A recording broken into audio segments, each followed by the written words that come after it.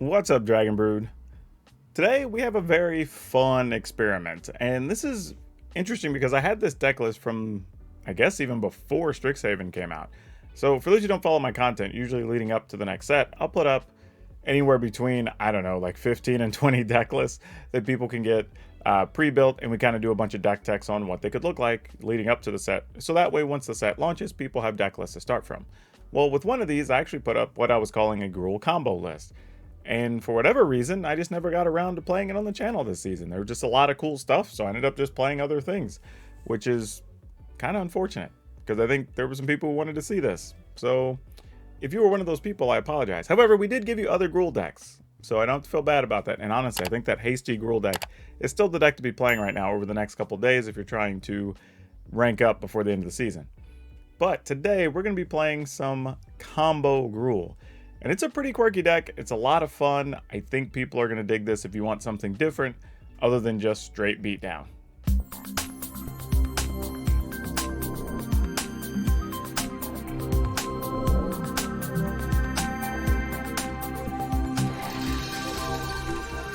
Hey y'all, one quick thing before we get into today's deck list. I just want to remind everybody that we are slowly starting to get back to where we're going to be doing some gaming here. As a matter of fact, some of you got to play F&M for the first time in your local stores in a year plus. That's awesome. Some of you are going to still need some sleeves because you haven't bought any sleeves or deck boxes or binders or playmats or anything in the last year and a half. Consider picking up some stuff from ultrapro.com or particularly shop.ultrapro.com. And the reason I mention is, one, they are a partner of my content, which is amazing and I appreciate them, but they also sponsor a lot of really good content creators in the Magic space, so you'd be helping out a lot of other people as well. Also, if you see anything on the website that you would like, you can just take down the name and number and go to your local store, and they can order it for you. They will get their normal percentage like they always do. You still get something awesome. They make a sale. Ultra Pro sells a thing. Everybody's happy. They are big supporters of the local game store, and that's one of the reasons I like having them as a partner. So again, when you're going out looking for new sweet stuff to outfit your deck with, hey, pick up some Ultra Pro merch. Least you can do to help out. Now, let's get to the rest of the video. Okay, now the base of this deck looks very much like you would expect something like a GRUUL Adventures deck to look like, but it has some tweaks in there for a few little bits and pieces to help us out. So Edgewall Innkeeper, like I said, adventure parts, no surprise. We're playing Fire Prophecy because it is a good removal card, but also gives us the option to help find some of the combo pieces. Speaking of which, we also have Fiend Artisan, which is also helping us find combo pieces. Since all of our combos parts of this deck are creatures, using Fiend Artisan is actually pretty good because it lets you sacrifice something you don't need as much to go find one of your combo pieces, of which you've got Burji. Now, I want to say this about Burji. Even if you're not comboing, Burji is still a reasonable card to have. She can help you move up your mana very quickly, play an extra card for the turn, maybe give you the potential for a combat trick because the mana doesn't run out until the end of turn. So there's a few different things she's going to allow you to do. And also, don't be afraid to play just the Horn as well. Like, just being able to search through, find a couple of creatures late in the game, maybe even against slower control decks, helping you keep up and find more cards. Like, nothing wrong with that at all. I think this could actually be probably the most versatile card in the deck, and potentially could find its way into some other GRUUL lists, even just as one or two copies. Of course, Bonecrusher Giant, because it's a good card anyway, but also happens to be an adventure. And then Grinning Ignus. Now, the two key pieces here really are Grinning Ignus and Burji. Right? You play Burji, it's a 3/3. You play Grinning Ignus. When it comes into play, actually when you cast it, Burji is going to create an additional red mana. Well, when Ignus is in play, you can pay 1 red, return Ignus to your hand. It creates 2 colorless and a red, which happens to be exactly what Ignus costs. So then you recast it, and then Burji generates a red, and then you pay the red and pick up the Ignus, and then you cast it, and then Burji generates a red. So you can see what's going on here, right? So you keep that cycle going. Now, that cycle is important because it allows you to do infinite damage with Terror of the Peaks. So every time it comes into play, it's going to deal damage. Boom. Or you get a Great Hinge out. Then you can use the Great Hinge, draw as many cards as you need to find what you're looking for, and then try to combo off. Or just load your hand up for the next turn. Or whatever. There's a bunch of different things that could happen there. So just those two cards. And really, like I said, Burji's fine her own. Ignis, a little weak, but I will say the one thing about Ignis that's cool is you do get the option to just like pick something up. Granted, you can't do it as an instant, you have to do it at sorcery speed. But if the texture of the board changes and you play it, you know, like if your opponent might have a sweeper next turn, go ahead and just pay a red and pick it up and put it in your hand. And now you're protecting a creature as well. So while it's a little bit undersized compared to other things you would play in a GRUUL list, it actually does have a little bit of versatility to it. The rest of the deck, some Lovestruck Beast, obviously. We are playing 2 copies of Battle Mammoth, partly because I do want to just play it this little bit. It's a 6/5 Trampler, possibly bigger if you have like a Great Hinge or something. But it does also help you draw more cards if your opponent targets your things, or maybe they tries to disrupt your combo. You get a chance to get a couple more cards and help you still get to the finish line. And then we have 2 Ember Cleaves, and then of course the Great Hinge we just talked about. Lands, we're going 8 Mountain, 7 Forest, 4 Crag Crown Pathways, 4 Fabled Passage. I believe in the first game or two you might see us actually playing with a couple of the Green Temples, or Green-Red Temple, but we opted to pull those out for the later games just because they were slowing up the draws a little bit. So there's that. Now, as always, catch me on the back side of these games at the end of the video because I do have, pretty sure we're going to have one major update I'm going to have to this list. Plus, again, as always, we have a card spotlight where maybe you get some extra information you didn't have about a particular Magic card. Alright, we get to go first, and we can't do anything with this, so we're going to mulligan. This is significantly better. Sadly, we're going to have to tuck a Terror of the Peaks, I think, is what we're going to do here.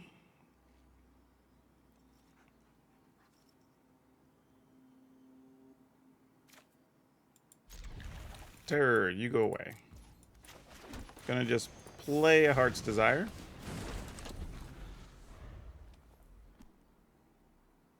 And then we're gonna Innkeeper, hope it lives. And then we'll just play Magic after that. Oh, Innkeeper is not going to live against another mono red deck here. No blocks. So that's kind of a given, unfortunately. Alright, so since we know that, let's take our time. No need to be in a hurry here. We can go ahead and kill a robber. Take 1 from the champ. No blocks. Okay, now that actually starts to make this a little different. So let's do this and run 2 of these out there. And if they have 2 removal, then so be it. Though they got us, you know. I don't know why I didn't attack with the 1/1. I probably should have.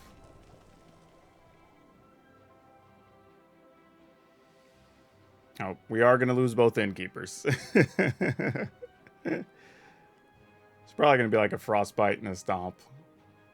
But if they have it, they have it. You know, what else are you going to do?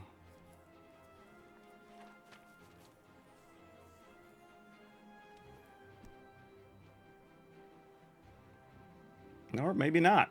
They're thinking about it. Maybe they're just calculating how much damage they can do over the next couple turns if they don't kill it. Yeah, that makes sense. Alright, so you got Fervent Champs. What next? I mean, now I'm going to block with the 1/1. Because I don't think taking 4 is safe here. Even knowing we're getting a couple of cards. Because we didn't have mana on this turn, which would have been nice, because then we could play 2 things next turn, but we're not in that position, unfortunately. So we just block. Alright. Then what? Down goes an Innkeeper.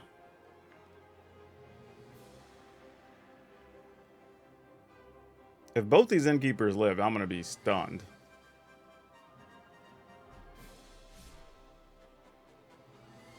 So they probably had the ability to play like a Rimrock Knight and chose not to.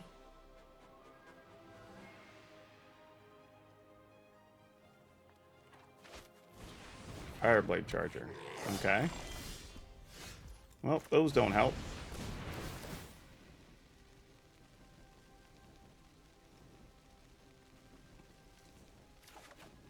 Oh no. Triple Fire Prophecy. Quadruple Fire Prophecy. I just wanted lands. Oh my gosh. That's awful. That's awful.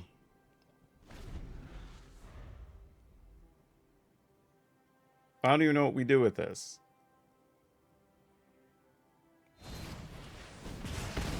Bone Crusher it. And then they're going to hit it with the Frostbite. Yep, that makes sense. And then we take 5. Because again, I'm not blocking. Sure.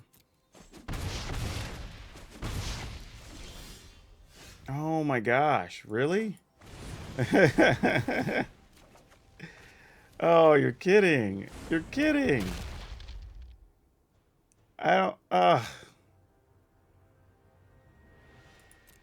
don't like, oh my gosh. Oh my gosh, this is the worst. This is the worst.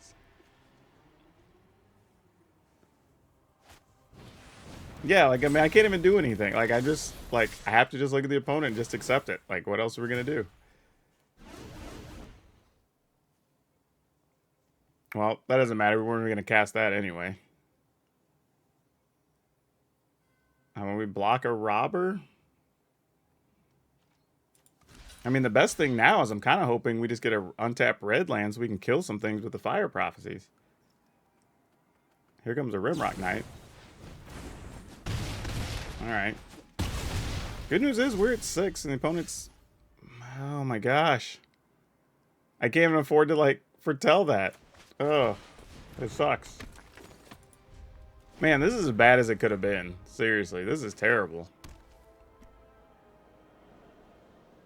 Honestly, I probably needed to just do this on my turn and just see if we could have found another land. And then that would have given me the opportunity to kill 2 things. Might have been the best play. If we get lucky, they'll activate their land here, maybe? We can kill the land. Double block a Fervent Champ. Hell, we might triple block a Fervent Champ. That'd be awful, but it might be our best play. Oh, they're just bone crushing us. Okay, well, that's a thing.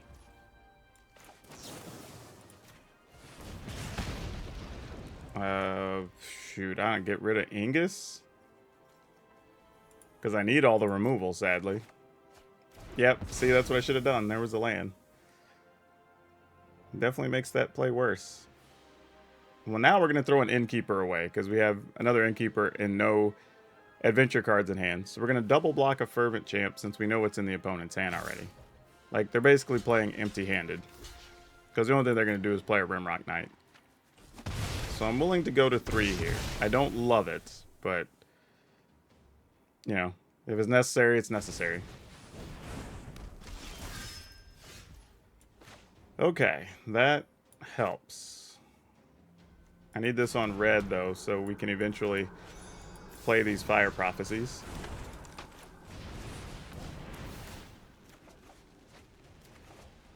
Temple? Sure. No attacks. Alright. Trying hard here, team. We are trying very, very hard. And being at 3, we are close to dead to so many things.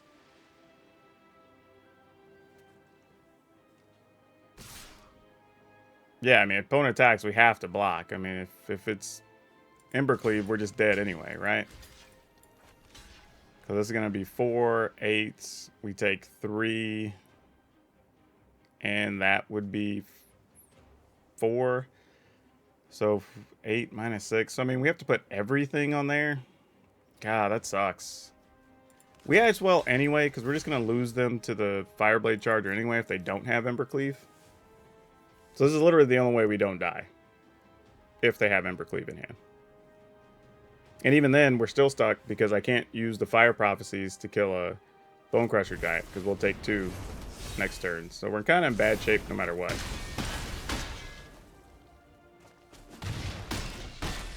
Alright, we go to 1. And then we die soon. Okay. 1, 2, 3, 4, 5, 6. Actually, you're pretty damn big. That's a real thing. Like, man, we need to find a great hinge next turn. That's our 1 out. Can we find a great hinge? We could play this. And this would be huge. I mean, this would be 1, 2... Oh, wait, actually, hold on a second. If we can keep this alive, we can get this big enough that we can sacrifice this to go get... Oh, that wouldn't be enough, though. Man, I was thinking if we could use that to sacrifice it to go get the dragon. We could just play this, play the Fiend Artisan next turn, so we have at least 2 big things to block with, maybe.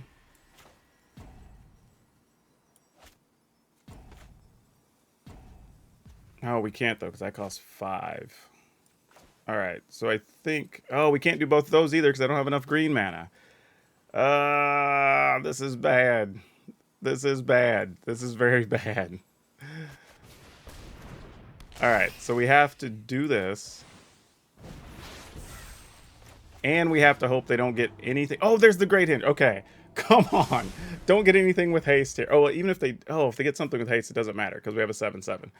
Oh, this is so close. And we're at 1, so we need them to not even draw a burn spell here. Oh, this is so sick. Come on, don't have it, opponent. Okay, Anax is scary. Don't get me wrong, that is a real card right now. But we can at least deal with that because we have the burn spells. Okay. So if we do 2 here, trying to make sure I leave enough mana that we don't die to the Anax here. Alright. This will get us a card and a big blocker. Okay. Alright. We're at least at 3. So that means we're not dead yet. Man, I think we might be able to come back from here, guys. Like... This is about to be awesome. Okay, Torbran. So let's... Okay, Torbran's fine, because we can just kill Torbran next turn. So that doesn't really matter. And they were already going to get their 2 counters, so whatever. Alright. We'll kill that. And I'm going to get rid of... Ooh, actually. Do I want another card, though, from the Edgewall Innkeeper? Yeah, I think I got to get rid of Fable Passage, unfortunately. Because these guarantee that I can kill Torbran. Oh, wait. Actually, can we start setting up a win now? Now that we have an Embercleave? Maybe? Okay, let's do this first. Oh, there's Burji. Can we combo here? I need 3 to go get the Ingus. 1, 2, 3. No, I need 4. And oh wait, that's enough. I think we just accidentally got there. Because Ingus costs 3. Yeah. All right. So let's go 1, 2, 3. Sack this duder. Just double checking my mana. All right. We'll go get... Oh, no, it's going to be wrong. It's going to be wrong. Because I should have had Burji in play first. I goofed up. Well, no, because Burji's only when you cast it anyway. So that wouldn't do it. Alright, so we're still fine. I have to wait for next turn. Because here I can return it. I get 3 mana. Burji's only going to give us 3 back. We use the 3 to cast. But wait. No, we still can, right? 1 to return it. Play Burji. Okay, yeah.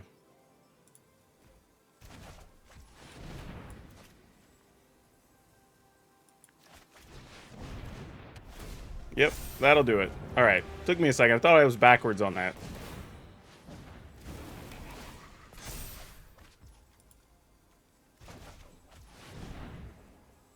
Replay this?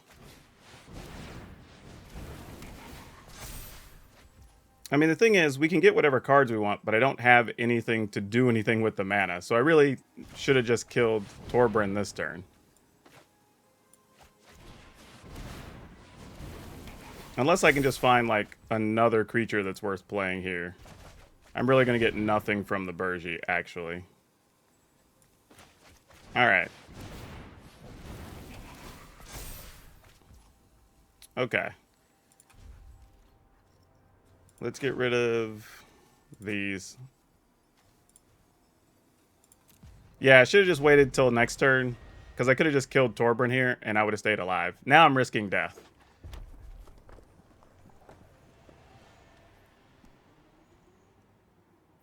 But I guess if they equip with Embercleave, it doesn't matter. They're dead anyway. Because if they activate the land, we'll just block across, take 3, and then that'll be it.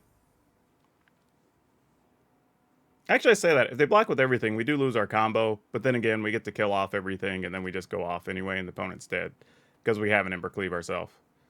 So yeah, either way, they don't have an out. They almost have to, yeah, they're just dead.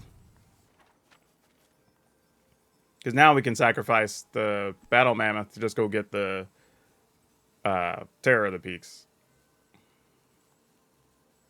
Or just play the, whatever, Heart's Desire, sack the token, and then go get the dragon. So yeah, the opponent doesn't have an out here.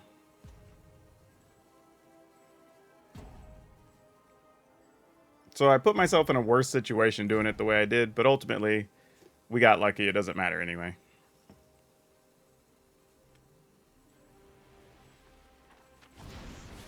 Yeah, that makes sense. That's the best thing they could do there. And it doesn't matter at all. Because if they attack with everything, yeah. Alright. I'm just going to make a token. Pay 5. Sack this token.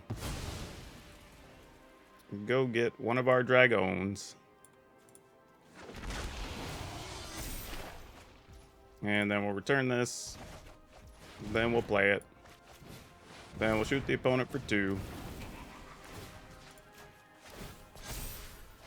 And then I'm sure they're going to see what's happening.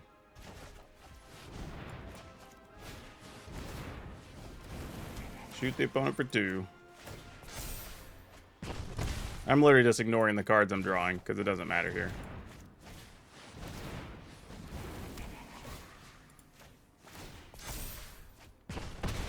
And I'm a long way from decking myself, so that's not a concern.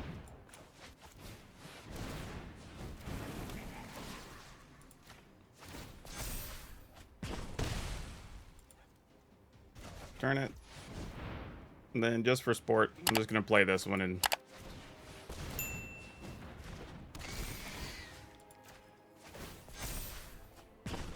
Alright. We got there. I don't know how. That's what happens when you just play something for the first time. Okay.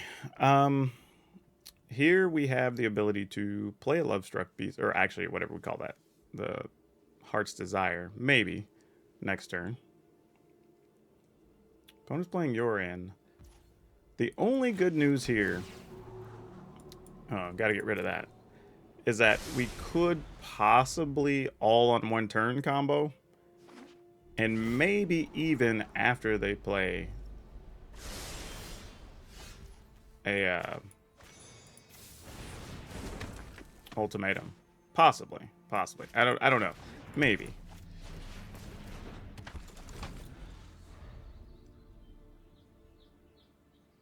But whatever we do, likely is going to end up with a bunch of creatures getting exiled very shortly.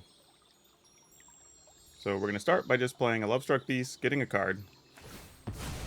And then, really, I'm kind of half hoping we can just draw into the proper combo pieces and get us out of trouble. So there's an Ingus, which is kind of nice to have in the sense that we can play a creature that we can just get back. So we don't have to worry about a sweeper as much on it, which is kind of cool.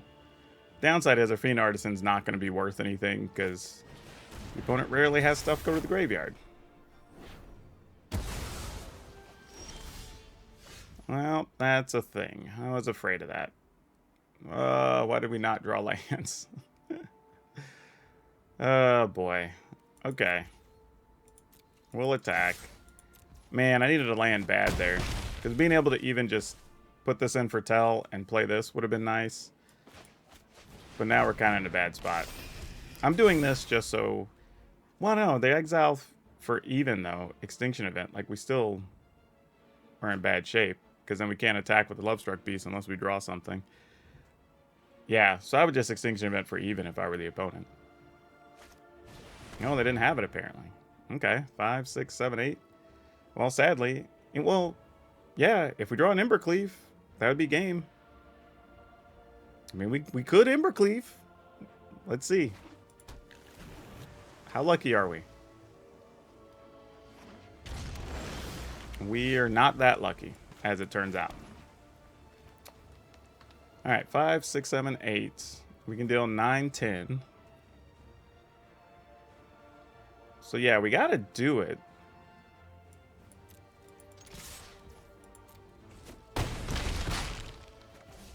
So this is the weird part, right? Because if it's Shadow's Verdict, then we lose everything anyway. Actually, I'm gonna do this.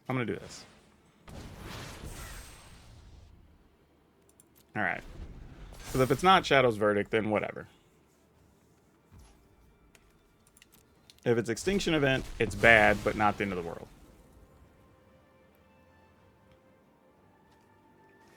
But it would have been a big deal to have this down in the event that it is a Shadow. Okay. Well, that's actually not bad for us. Unless it's specifically a Heartless Act, right?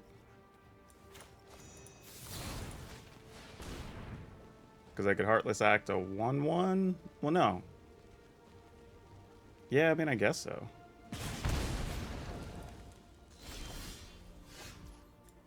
Alright, we cast this. I mean, if you counter, you die. Yeah. It's like, fair enough. Opponent goes first. And we've only gone... We went first for the first couple we played, but then nothing else after that, actually. I don't know why I kept this, because I know we're not going to draw lands again. Oh, we actually did. I am surprised. We do have Prophecies, which we're actually probably going to have to throw away to kill some of the opponent's creatures. Because it's probably just a Witherbloom deck or something. Which usually isn't awful, because their removal doesn't do much to us. But in the situation we're in, we're not going to get close to comboing anytime soon, I don't believe. So let's go ahead and attack. And we'll just end the turn.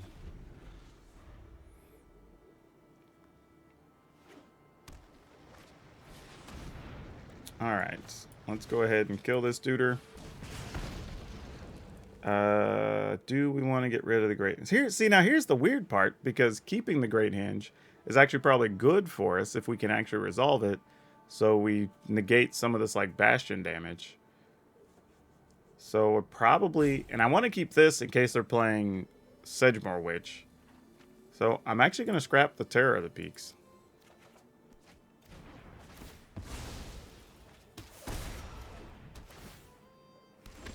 I mean, we're still going to have to find more mana, but it's a start.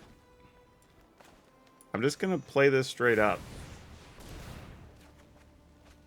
Ah, wish I would have known. Alright, no attacks. Let's see how bad this gets.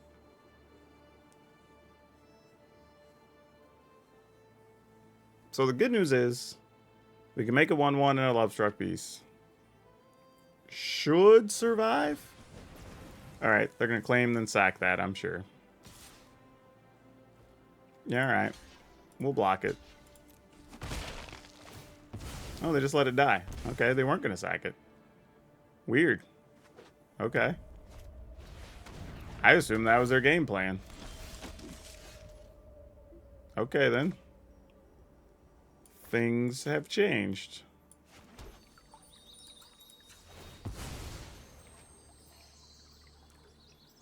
Go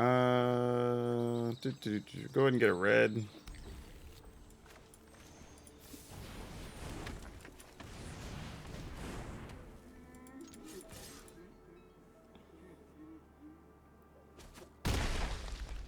Alright, let's see what's up. We're still at 16. I mean, they could, like, plumb the Forgotten here. And then drain us for a bunch. Which would be reasonable. All right, we're getting close to a combo-y situation.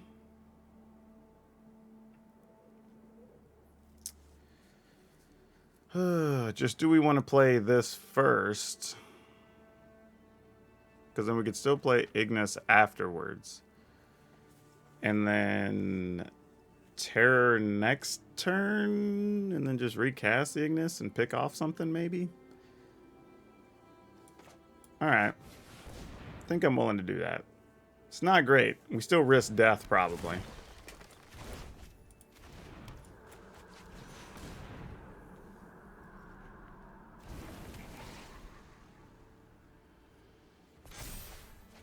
Ooh, another Ignis. Okay. I think I'm willing to attack with both of these. Yeah, I think that checks out. I mean, if they're going to plumb, they're going to plumb anyway. And just block, block, block, whatever, right?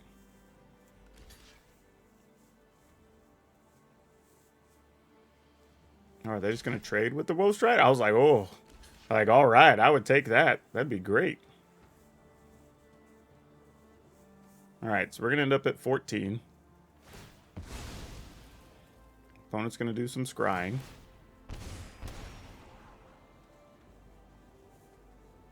Is it going to put us really dangerous? Well, they're losing their 1/1s here, though, so the plum's not as big. It's not as many cards now.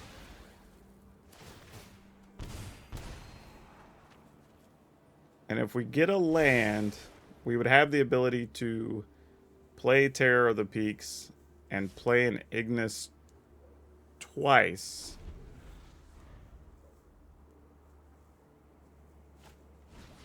Ooh, Croxa. That's not cool. Alright, I'm going to get rid of this. Because if they don't do anything else, then us just killing a Woe Strider is pretty powerful still.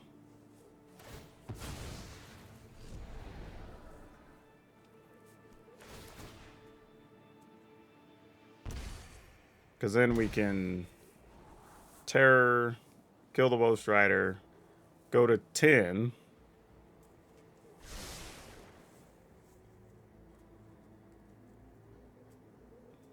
Deal with Croxa next turn. Okay. That's pretty good. Oh, actually, that's a real good card to draw here, too. Alright, let's do this.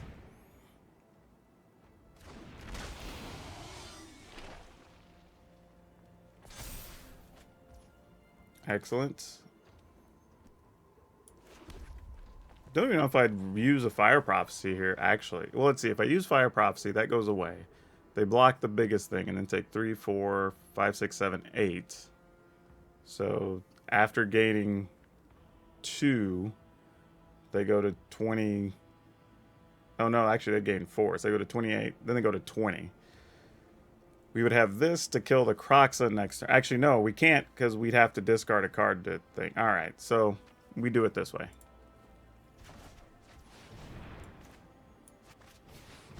I just remembered. I'm like, oh, we have to play this so we can get a card in hand. Then that gives us the option of being able to hold on to this Battle Mammoth for next turn. Unless we just wanted to foretell the Battle Mammoth. Which we could. Oh, actually, this makes a pretty interesting situation then. Hold on. Alright, so opponents at 12. Okay, 20. They're going to be at 28. We're going to be at 10. Croxa is going to put us down to 9, or they're going to get back... Okay, they don't have the cards for Croxa, so they're going to get back Woe Strider. And that's basically 4 life if they want it. But that's their whole turn. If we play this next turn... 1, 2, 3, 4, 5. Okay, I think we do foretell this, right? Because that'd be 2, 4, 5, 6, 7, 8. Ah, we'd still be 1 short. We'd have to draw a land to make it work. We could just replay Ignis here. I think that's the plan. This is still the best play, I think. And then just get this out the way. Yep. There you go.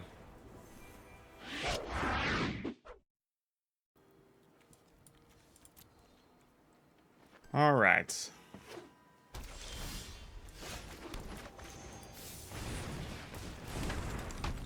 Let's see how this goes. Ah, Conclave Mentor. That could actually get real big real fast in the wrong scenarios. Especially if they play the enchantment here. Yep, that's exactly what I was thinking. Ugh. That's going to be so hard to deal with. Yep, no blocks. That's going to get annoying real fast.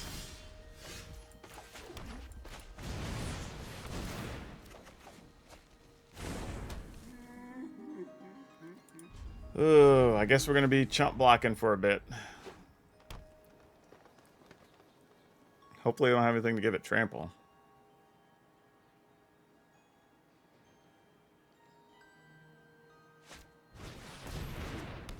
Great. It'll just get real big. Sure.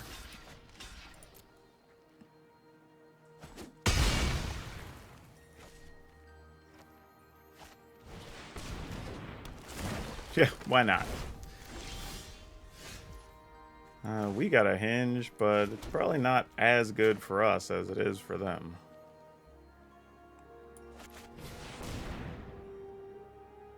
And we kind of got to go for it, though, because this could be our only way out, maybe, is to find a way to combo, right? Oh, that is so late. Oh, no. Wish I would have had that to start the turn. Oh, man. Had potential. Had potential. Now what do we do? I mean, maybe they still put it on just the bigger Conclave Mentor. And then we can chump block that. Get a chance to kill the other one. Maybe. Oh, they're going to pump the second one. So that must mean they have some way to put counters on it. That sucks. Boy. What are we going to do? What are we going to do? Trying to see if there's a way we can get into a combo scenario. But I don't know that we can.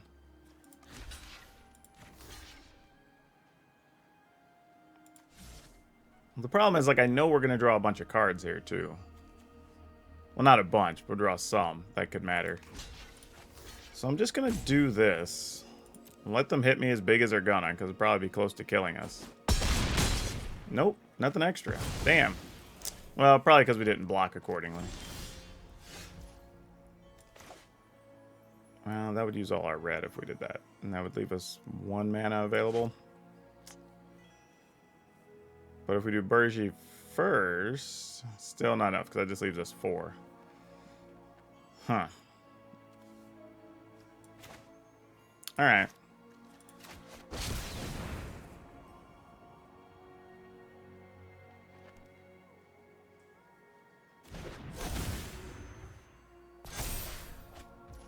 That doesn't really help. Like, all we've got here, really, is hoping that some combination will allow us to maybe draw one of the cards we need and or find one from Fire Prophecy and go off during our 1, 2, 3, 4, 5, 6, 7, 8 mana. That could get close to letting us go off. Alright, so it's going to put 1 billion counters on these things.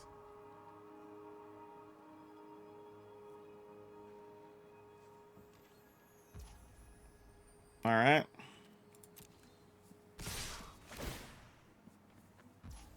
Sure, that goes up to 12 or 11. Sure. I think we have to double block the one with the I mean, I already know they're gonna end up having a dang snakeskin veil, but like, what else are we gonna do, you know? Alright. I'm your Huckleberry.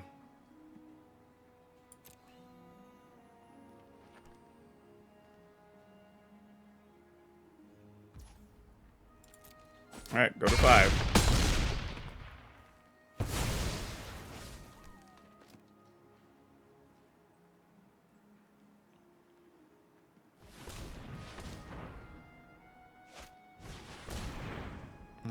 That lets them search. Okay. I guess we're fine with that.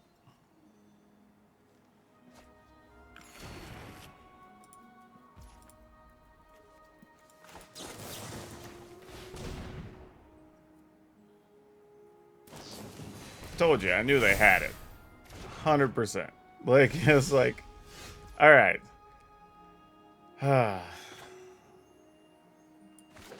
This is so close to getting us where we want to go and not even close enough. So we Burgi. See what we find.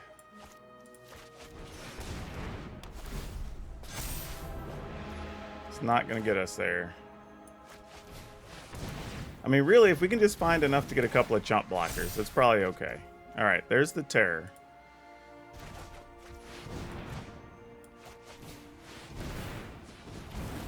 So really, we're looking for... that can work.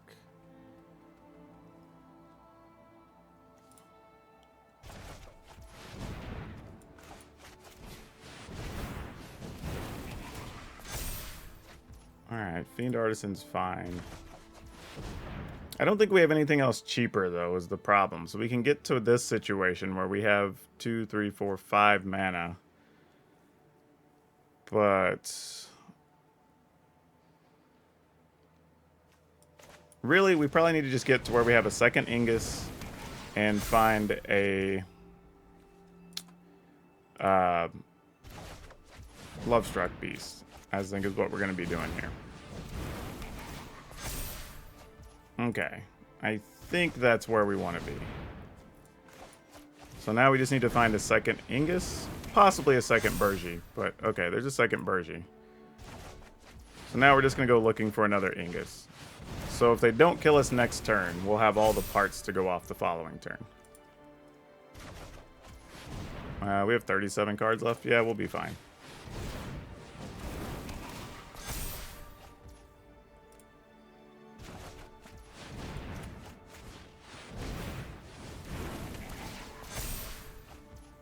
Not what we're looking for. I mean, I guess in reality, I'm probably being over paranoid trying to find the second Ingus.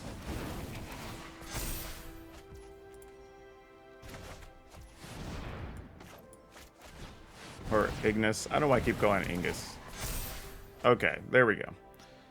Alright, now we just play this, get a card, I guess. Because whether it's another 1... I don't know, maybe we just get a 1/1? Yeah, let's just get the 1/1. Because if they have something that gives their stuff trample, we die anyway, right? We know the drill. We could return this. We have access to 3 lands still. We could just play a Bone Crusher just to make sure we have another body.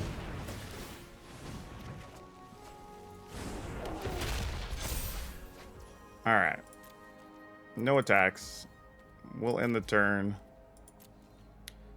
We gotta get rid of a lot. So let's get rid of these lands we probably don't need.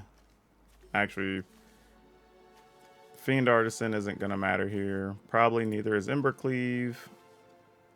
We'll hold that second Burgi in case of emergency.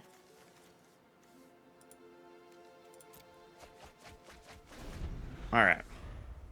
I think we managed to get there. It took a little work. Took a lot of focus, but I think we got there.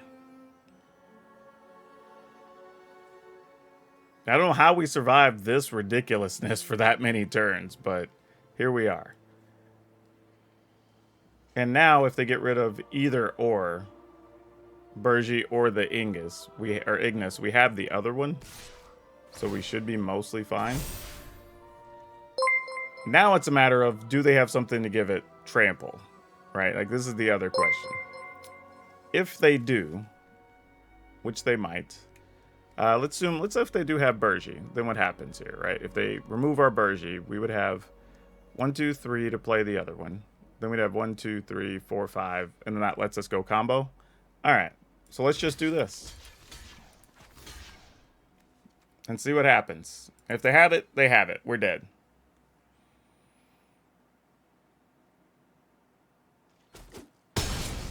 Okay. I guess I could have blocked with any number less than that. It wouldn't really matter. Because if they had it, we were going to die anyway. Alright, they're responding by gaining life. You got it, opponent. Alright, let's see if they got what they need. Something to stop us? Nope, it doesn't look like it.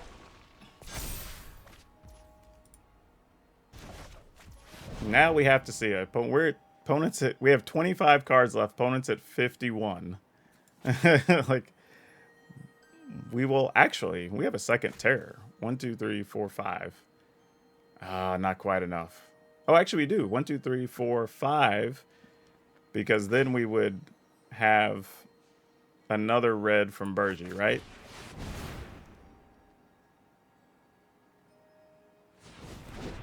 Yeah, there we go. That'll work.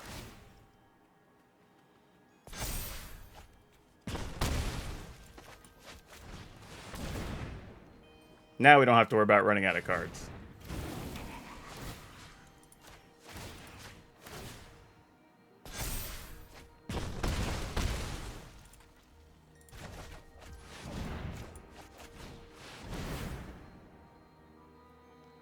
And this will do it. I mean, I guess I could misclick.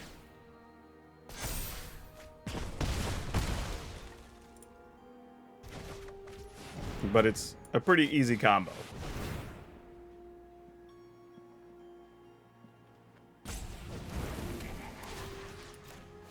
Because I don't really have to click anything. I just click the opponent twice. Once it's done, I click the Ignis.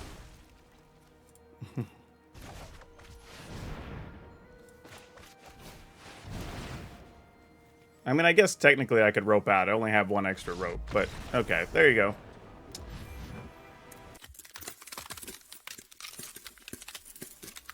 So yeah, the deck was actually pretty quirky. It does really need to hit that third and fourth land on time. So I mean, when that doesn't happen, you are going to stumble a bit. It's going to feel kind of bad. But when it does some pretty sweet things and actually allows you to get some cool come from behind victories, which is always pretty exciting. Though, as for changes to this list, I probably am going to look at adding 3 Goldspan Dragon. I'm likely going to replace the 2 Battle Mammoth and probably 1 of the Fiend Artisan, I think is what I'm going to do, and just play 3 of the Goldspan Dragon.